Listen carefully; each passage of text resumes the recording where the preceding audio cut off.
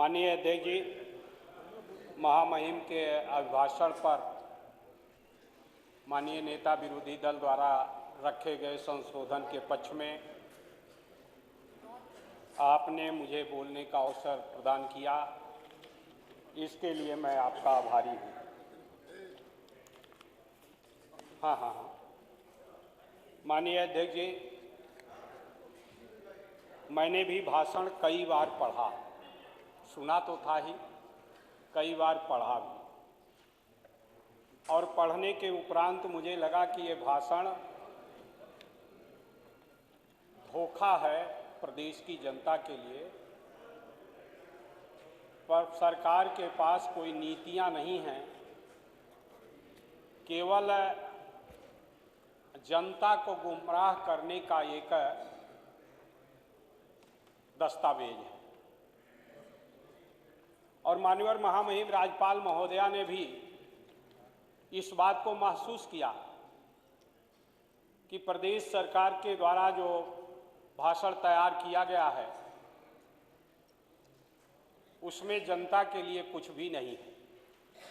जैसा माननीय नेता विरोधी दल ने कहा, उसी कारण उन्होंने यहाँ आने से हिचक रही थी। सरकार के दबाव के बाद, आग्रह के बाद, उनसे आग्रह करने के बाद 7.5 मिनट विलंब से, और प्रदेश के इतिहास में पहली बार ऐसा हुआ है कि कोई महामहिम राज्यपाल निर्धारित समय से 7.5 मिनट विलंब से आया हो। ये इस बात को साबित करता है मान्यवर कि इस भाषण में कुछ भी नहीं है। मान्यवर, मैं कोई बहुत लंबा समय आपका नहीं लेना चाहूँ, सदन का नहीं लेना चाहूँगा। माननीय नेता प्रतिपक्ष के द्वारा बहुत सी बातें रखने का काम किया गया है, मैं उसको दोहराने का भी काम नहीं करूँगा। प्रस्तावक महोदय माननीय श्री उपाध्याय जी द्वारा जब धन्यवाद प्रस्ताव रखा गया तो उन्होंने भी अपना जो भाषण दिया धन्यवाद प्रस्ताव के पक्ष में, उसमें भी प्रदेश सरकार के कार्यों का उल्लेख न करते हुए राष्ट्रीय और अंतर्राष्ट्रीय बातों को रखने का काम किया। 90% समय उन्होंने जैसे राष्ट्रीय अंतर्राष्ट्रीय सदन में कोई बोल रहे हों उस तरह से बात रखने का काम किया। और मैंने पहली बार ये भी देखा कि प्रदेश के बारे में चर्चा कम, देश के प्रधानमंत्री का केवल तारीफ करने में पूरा समय उन्होंने बिताने का काम किया। माननीय मुख्यमंत्री जी की भी तारीफ में बहुत कम बोलने का काम किया। उन्होंने अपना ज़्यादा समय, इसलिए कि उनको भी लग रहा था कि प्रदेश में तो कुछ हुआ ही नहीं और हमें चुनाव में जाना है तो हमें किसका यशगान करना है, केवल इसी बात को ध्यान में रखते हुए उन्होंने अपने भाषण को रखने का काम किया। मान्यवर, एक बात उन्होंने कहा कि डिजास्टर मैनेजमेंट के मास्टर हैं। माननीय नेता प्रतिपक्ष के द्वारा भी कोरोना के प्रबंध के बारे में चर्चा करने का काम किया गया। मैं ज़्यादा समय उस पर नहीं लेना चाहूँगा, लेकिन आपसे निवेदन जरूर करना चाहूँगा कि माननीय प्रधानमंत्री जी ने 8 बजे घोषणा किया, 12 बजे लॉकडाउन कर दिया। हम बम्बई गए हों, दिल्ली गए हों, किसी दूसरी जगह गए हों, अपने घर में ना हों और दूसरे के घर में अतिथि बनकर गए हों, लॉकडाउन हो गया, 4 घंटे में नहीं आ सकते तो महीना 2 महीना वहाँ बिताना कठिन होगा। बम्बई में रहने वाला मजदूर एक एक घर में, खोली में 50-50 मजदूर रहता है। इस तरह रहता है कि पाली वाइज उसकी शिफ्ट रहती है, कोई किसी समय गया, कोई किसी समय काम पर गया, एक साथ उसमें रहना नहीं रहता, उसमें रह लेता है। जब लॉकडाउन लग गया, उसको आने को नहीं मिला, खाने को नहीं मिला, तो विद्रोह पैदा हो गया और वो अपने घर की तरफ भागने का काम किया। और जिस तरह से रास्ते में जिस तरह की परेशानियों का सामना करना पड़ा मान्यवर, ये मैनेजमेंट का उदाहरण नहीं है। जिस तरह से सीमेंट के मिक्सचर मशीन के अंदर बैठकर उसको चलना पड़ा मजबूरन, जिस तरह से माल गाड़ियों में माल ढोने वाले ट्रकों के माल के बीच में बैठकर उसको आना पड़ा, ये मैनेजमेंट का कौन सा रूप है? माननीय उपाध्याय जी जरा इसको भी इंगित करने का काम करें। किस तरह से प्रदेश का प्रवासी मजदूर जो दूसरे प्रांतों में था वो किस तरह से प्रत्यारित किया गया। मानवर, एक उदाहरण में कोई लंबा चौड़ा नहीं, जगह जगह से फोन आता था, हम लोग उनके खातों में पैसा डालने का काम भी किए, अनेकों मजदूरों के खातों में पैसा डालने का काम किया गया। मानवर, एक उदाहरण मैं बताना चाहता हूं जो मेरे सामने आया। हमारे क्षेत्र के 10-12 मजदूर थे, किसी तरह से ट्रक के माल के बीच में बैठकर आए, प्रतापगढ़ में उनको छोड़ दिया गया, वहां पर जंगल किसी जगह छोड़ा गया। वो बेचारे 4 दिन से भूखे प्यासे, अंत में मुझे फोन किया, हमने कुछ खाने का प्रबंध कराया। मैंने माननीय मुख्यमंत्री जी को संज्ञान में भी लाने का प्रयास किया, लेकिन उसके बावजूद भी उनको ना तो वहां पर कोई व्यवस्था की गई, ना वहां से लाने की कोई व्यवस्था की गई। वो रेलवे की पटरियों पर चढ़ते चलते हुए 40 से 50 किलोमीटर पैदल उनको चलना पड़ा। मानवर, इस तरह का मैनेजमेंट दूसरी तरफ है। बड़ी चर्चा करते हैं हमारे संसदीय कार्य मंत्री जी, यूरोप और अमेरिका का उदाहरण देने लगते हैं कि हमने मैनेजमेंट किया जिसके कारण कोरोना के समय हमारे लोगों के साथ उतने हम प्रभावित नहीं हुए, इफेक्टिव नहीं हुए। हमारे यहाँ मरने वालों की संख्या उस तरह का नहीं रही जो अमेरिका और यूरोप में रहा। अमेरिका और यूरोप का तो उदाहरण देते हैं, लेकिन चीन और पाकिस्तान और बांग्लादेश का उदाहरण नहीं देते। चीन में 89,000 केवल पॉजिटिव हुए।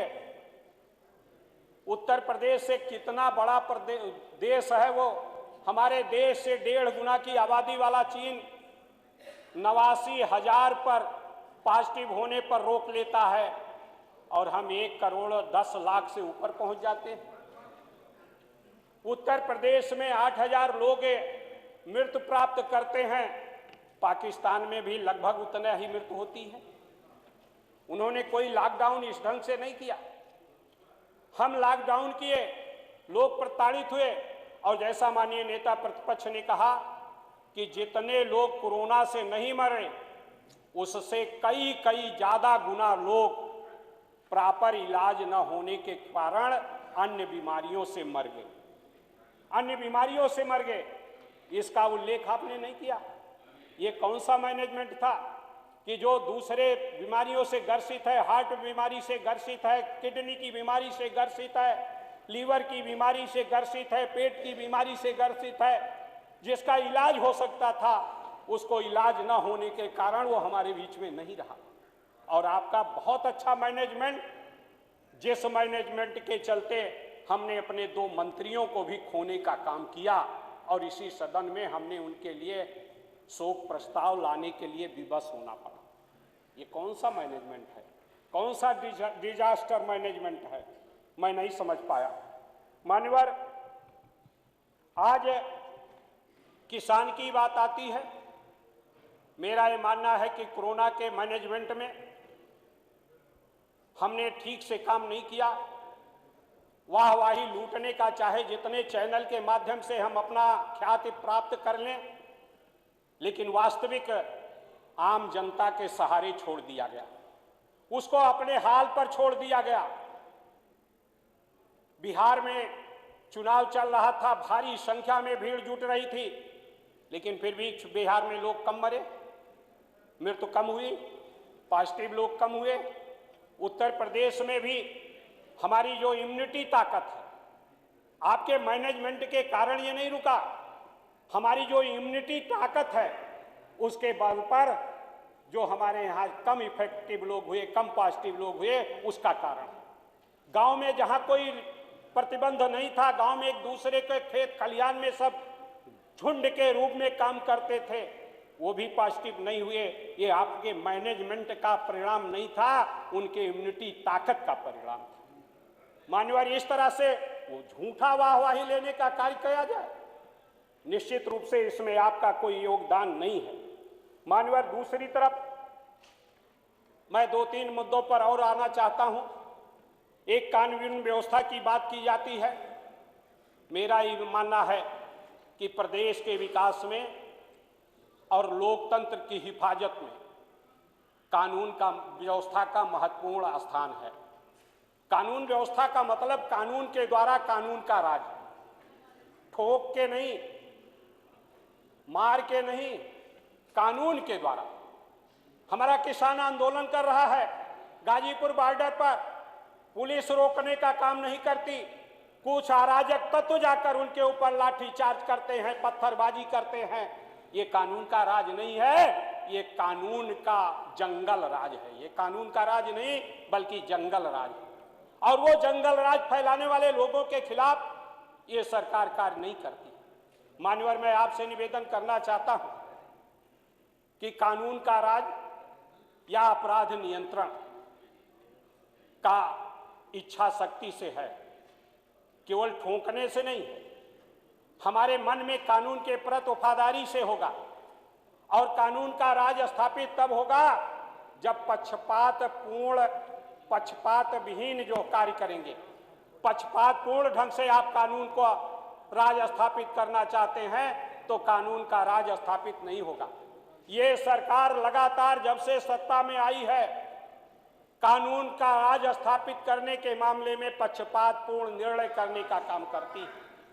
इंस्पेक्टर सुबोध कुमार सिंह की हत्या होती है, हत्यारों को माला पहनाया जाता है। हाथरस में वाल्मीकि समाज के बच्ची के साथ बलात्कार और उसका उत्पीड़न हत्या होती है, हत्यारों के पक्ष में पंचायत की जाती है। बलिया में पाल का हत्या होती है, हत्यारों के पक्ष में पंचायत की जाती है। मानवर, इसी तरह से एक उदाहरण नहीं है, मैं ज्यादा समय नहीं लेना चाहता आंकड़ा देकर, अनेकों उदाहरण है। और इस सरकार के आने के बाद कानून ध्वस्त हुआ है, कानून व्यवस्था चरमरा गई है और महिलाओं का उत्पीड़न बड़े पैमाने पर बढ़ गया। मानवर, आज कानून के राज की जगह पर एक नई संस्कृति पैदा हो। पहले अपराध होता था, अपराधियों के पक्ष में नहीं, उनको कानून के आधार पर सजा देने का प्रयास होता था। आज अपराधियों का हौसला इतना अधिक बढ़ गया है कि अपराध करते हैं, और विशेषकर महिलाओं के प्रति बलात्कार होती है, और बलात्कार के बाद उनकी हत्या करने का एक नया चलन पैदा हो गया। अभी शाहजहांपुर माननीय संसदीय कार्य मंत्री जहां से आते हैं, वहां पर एक छात्रा का, बीए की छात्रा का काले से गायब होती है, नग्न अवस्था में अधजली शरीर उसको मिलती है। 2 बच्चियां, मासूम बच्चियां पढ़ने जाती हैं, 2 बच्चियां गायब होती हैं, अंत में उसमें एक मृत पाई जाती है और एक घायल अवस्था में अस्पताल में उसके एडमिट करने का काम किया जाता है। कौशाम्बी में गैंग रेप होता है। उन्नाव की घटना का जिक्र मैं दोबारा नहीं करना चाहूंगा, मैंने इसी सदन में दोहराने का काम किया। हमारी सरकार बहुत बढ़ चढ़कर, और माननीय मुख्यमंत्री जी बहुत बढ़ चढ़कर इस बात का आंकड़ा देते हैं कि हमने अपराध पर इतना नियंत्रण किया। मान्यवर, मेरे पास national crime in India 2019, national crime record bureau, ministry of home affairs, Bharat के गृह मंत्रालय का जो नेशनल क्राइम रिकॉर्ड ब्यूरो है, उसका आंकड़ा है मेरे पास, जिस आंकड़े में उत्तर प्रदेश में महिलाओं के प्रति अपराध 2017 में 56,011 था, 2018 में 62,445 हुआ और 2019 में 62,853 हुआ।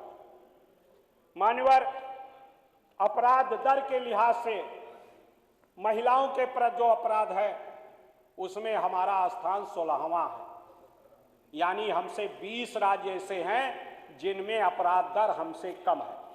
मैं अपराध की संख्या नहीं बता रहा हूं, अपराध की संख्या के आधार पर तो उत्तर प्रदेश पहला स्थान रखेगा ही, इसलिए कि हमारी आबादी ज्यादा है, आबादी के दृष्टि से हम ज्यादा, लेकिन अपराध दर जो 1 लाख पर प्रति अपराध का आंकड़ा निकाला जाता है उसके हिसाब से मान्यवर 20 राज्यों में हमसे कम, 36 राज्यों में से 20 राज्यों में अपराध दर हमसे कम है महिलाओं के प्रति। इसी तरह से कुल अपराध मान्यवर, माननीय संसदीय कार्य मंत्री जी ने आंकड़ा दिया कि हमने कत्ल में इतना कर लिया, कम कर लिया, इसमें इतना कम किया, इसमें इतना कम कर लिया, लेकिन कुल अपराध नेशनल क्राइम ब्यूरो का जो आंकड़ा है उसके अनुसार 2016 में 2,82,000 उन टोटल अपराध मान्यवर, 2016 में 2,82,171 उत्तर प्रदेश में था, 2017 में बढ़कर 3,10,084 हुआ, 2018 में बढ़कर 3,42,355 हुआ और 2019 में बढ़कर 3,53,131 हुआ।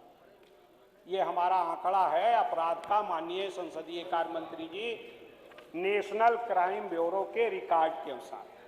और फिर भी हम कहते हैं कि अपराध बढ़ रहा है, अपराध घट रहा है।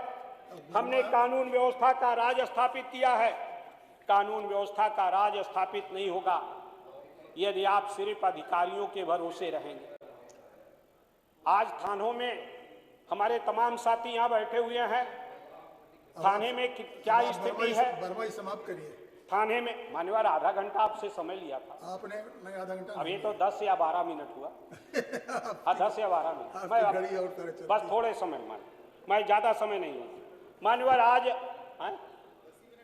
10 या 12 मिनट हुआ मान्यवर। आज थानों में क्या स्थिति है, किस तरह के इंस्पेक्टर पोस्ट किए गए हैं, मैं उसके उल्लेख बहुत ज्यादा करके मैं ऐसी स्थिति नहीं बनाना चाहता, लेकिन माननीय संसदीय कार्य मंत्री जी स्वयं अपने स्तर से पता करने का काम करें कि किस तरह से वहां पर उगाही का काम किस तरह से चल रहा है। इस पर भी जब तक आप नियंत्रण नहीं करेंगे तब तक अपराध को रोकने का काम नहीं हो सकता।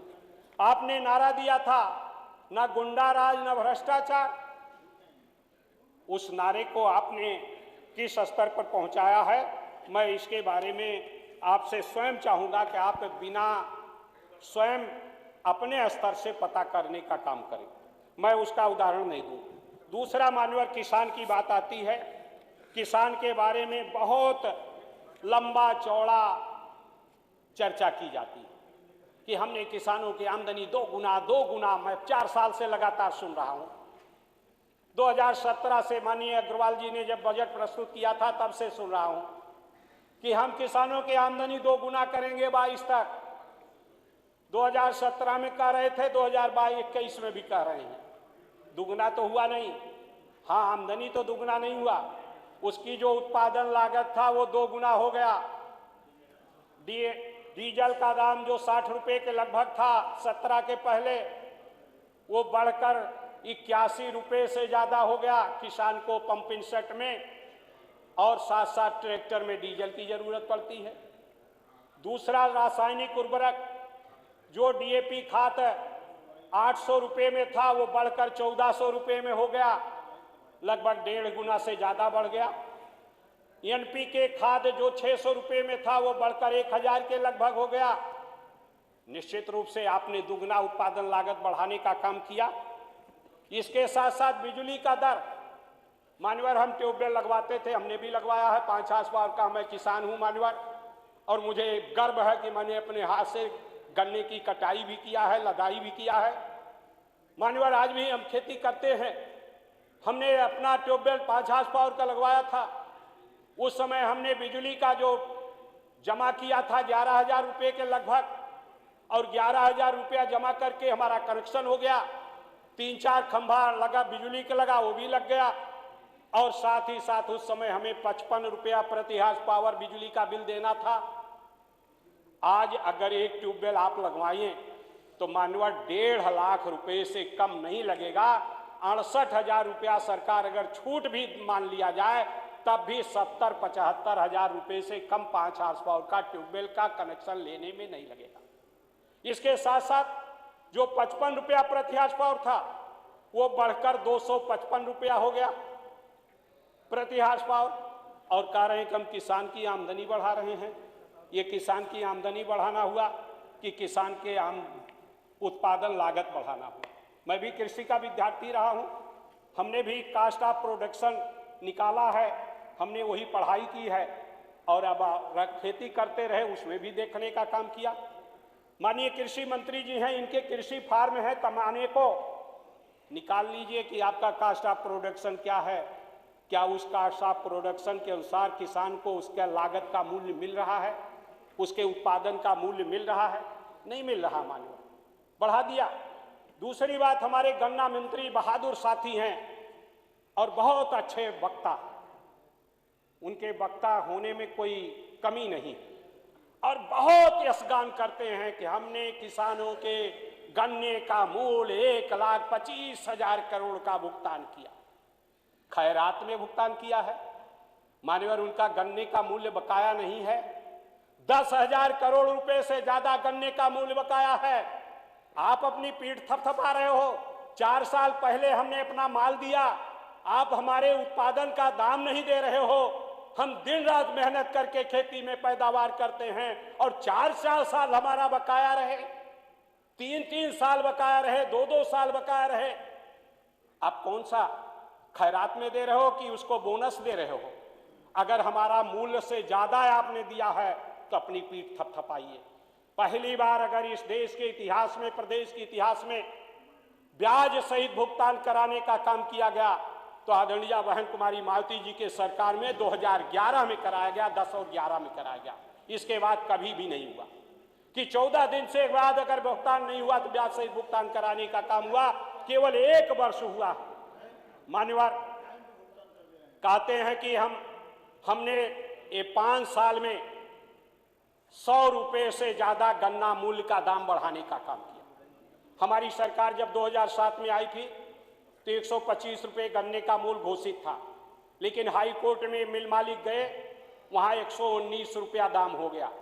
हाई कोर्ट ने 119 रुपया कहा कि लिया जा सकता, और जब हमारी सरकार गई तो हमने 240 रुपया तक पहुंचाने का काम किया।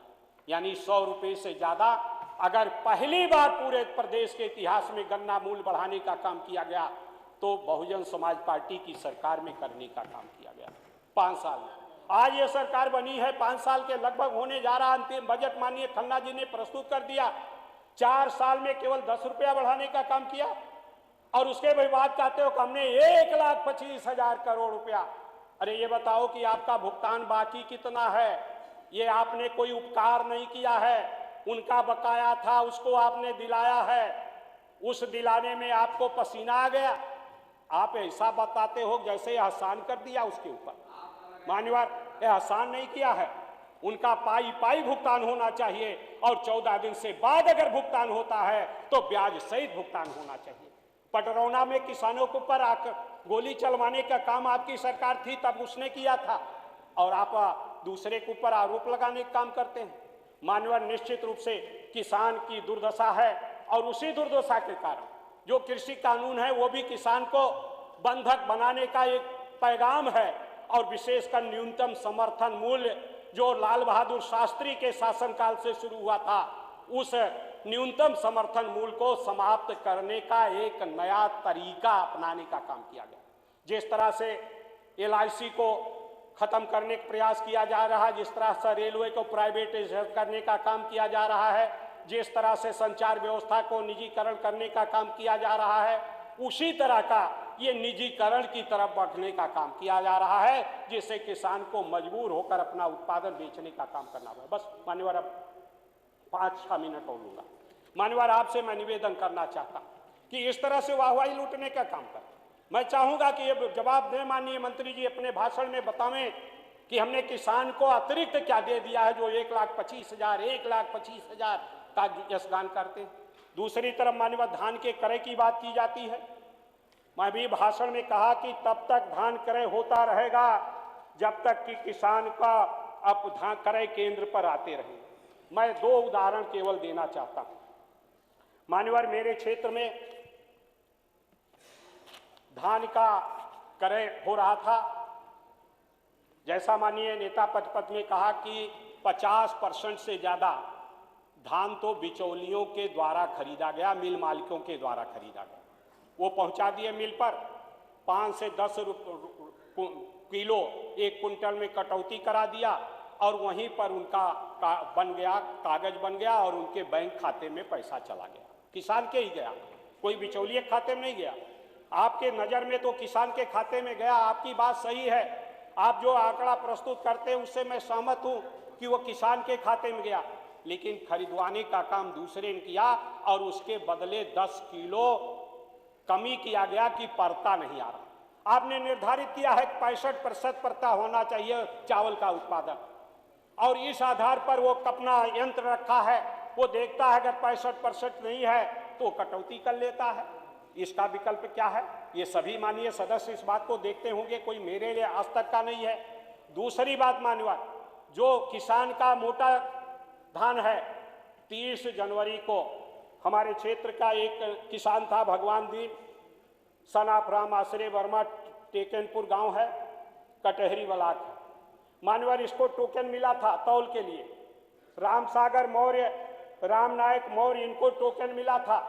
और जब अपना धान लेकर गए खरीद केंद्र पर तो कहा गया कि अब आपका टोकन रहने के बाद भी आपका धान नहीं खरीदा जाएगा, इसलिए कि मोटे धान का पोर्टल बंद हो गया है, हम आपका भुगतान नहीं कर पाएंगे।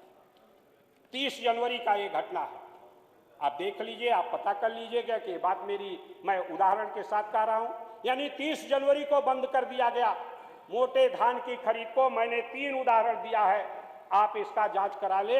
अगर ये गलत हो तो मैंने स्वयं फोन करके उस अधिकारी से बात करा। मैंने उस किसान से कहा कि आप मेरी बात करा दो। मैंने बात किया तो उसने कहा सर पोर्टल बंद हो गया है, मोटे धान का, महीन धान तो हम खरीद रहे हैं लेकिन मोटा धान अब नहीं खरीदा जाएगा। तो इस आधार पर मुझसे स्वयं कहा। मैं चाहूंगा कि इसको भी दिखवाने का काम करें। मान्यवर, इसी तरह से अनेक किसानों के साथ जाती हो रही।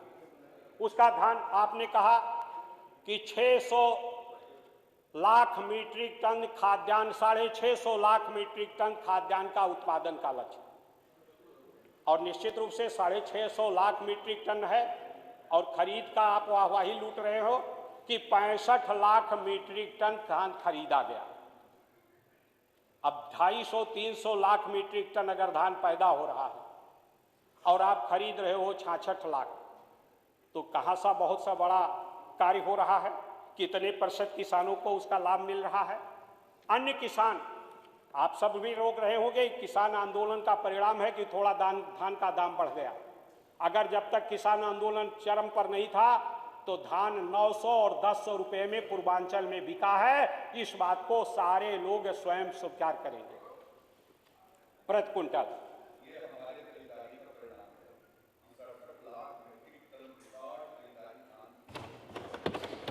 और लगभग 13 लाख किसानों का खरीदारी हम लोगों ने किया। अब मैं तो कह रहा हूं, जब बोलिएगा कहिए। अब मैं बैठ नहीं रहा हूं, मानिए, अब बैठिए आप। मैं इसलिए आपसे निवेदन किया कि आप इतने विद्वान, मैंने तो उसको आपसे बता ही दिया को ठीक प्रकार से रखेंगे कि ये खरीदारी का परिणाम है कि बाजार आज हाई हो गया है और ऊपर जाकर के बिक्री हो गई। मैं इस पर मान्यवर, ये सब कारण खरीदारी के नहीं। खरीदारी तो जैसे गेहूं की खरीदारी केवल 35 लाख मीट्रिक टन हुआ, जो 9-10 के मुकाबले, 10-11 के मुकाबले भी ज्यादा नहीं था। तो गेहूं का तो नहीं खरीदा, ये तो किसान आंदोलन के बदौलत है कि आपको मजबूर होकर खरीदना पड़ा। इसका श्रेय उस ठिठुरन में बैठे हुए किसानों को है, ये आपका नहीं है। उसके दबाव में आपको खरीदना पड़ा। मान्यवर, दूसरी बात मैं आपसे कहना चाहता हूं कि आज जो ये किसान के प्रति घड़ियाली आंसू बहा रहे हैं, निश्चित रूप से उसके साथ है जाति हो रही है। और जिस दिन ये कानून पूरी तरह से लागू हो गया तो न्यूनतम समर्थन मूल्य पर खरीद को खत्म करने के लिए ही ये कानून लाया गया। ऊपर चाहे जितनी बातें आप कह लें, लेकिन वो वास्तविकता है कि न्यूनतम समर्थन मूल्य पर खरीदना न पड़े, सरकार की जवाबदेही न हो, इसलिए उस कानून को लाया गया।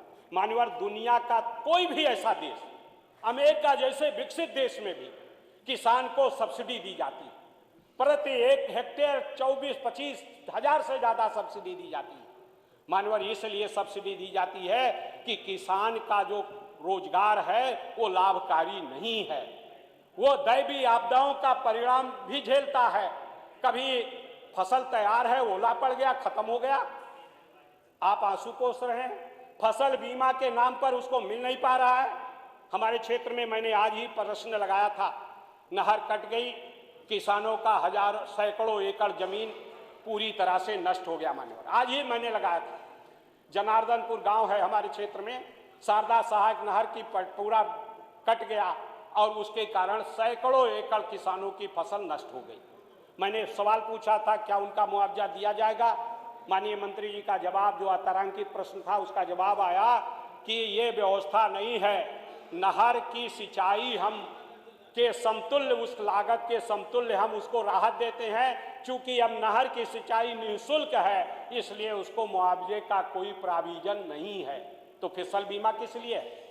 अगर उस फसल बीमा का लाभ उसको नहीं मिल सकता तो फसल बीमा का ढिढोरा पीटने का मतलब क्या है? मैं आपके माध्यम से माननीय मंत्री जी से पूछना चाहता। निश्चित रूप से ये केवल वाहवाही का, और मीडिया को निश्चित रूप से, बड़े मीडिया आज प्राइवेट मीडिया है ज़्यादातर, और ज़्यादातर बड़े उद्योगपतियों की मीडिया है। एक अकेले एक उद्योगपति जिसका लाभ पहुंचाने के लिए किसान कानून लोग कहते हैं बना है, उसका अकेले 27 मीडिया है। तो निश्चित रूप से उसमें आपका ढिढोरा तो पीटेगा, लेकिन कुल मिलाकर मान्यवर, ये जो कानून है किसानों के हित में ये काम नहीं हो रहा है, किसानों के अहित में हो रहा है। दलितों का उत्पीड़न बड़े चरम सीमा पर है। बेरोजगार नौजवानों का इसमें कोई उल्लेख करने का काम नहीं किया। बस खत्म कर रहा हूँ, सारांश कर रहा हूँ मैं। बेरोजगार नौजवानों के बारे में इसका कोई उल्लेख नहीं है। और इस तरह से मान्यवर, ये महामहिम के भाषण में जो संशोधन हम लोगों ने लाने का काम किया है, उस संशोधन सहित इस धन्यवाद प्रस्ताव को पास करने की आवश्यकता है। इस पर बल देते हुए मैं आपका बहुत बहुत आभार व्यक्त करते हुए अपनी बात को विराम देता हूं। धन्यवाद।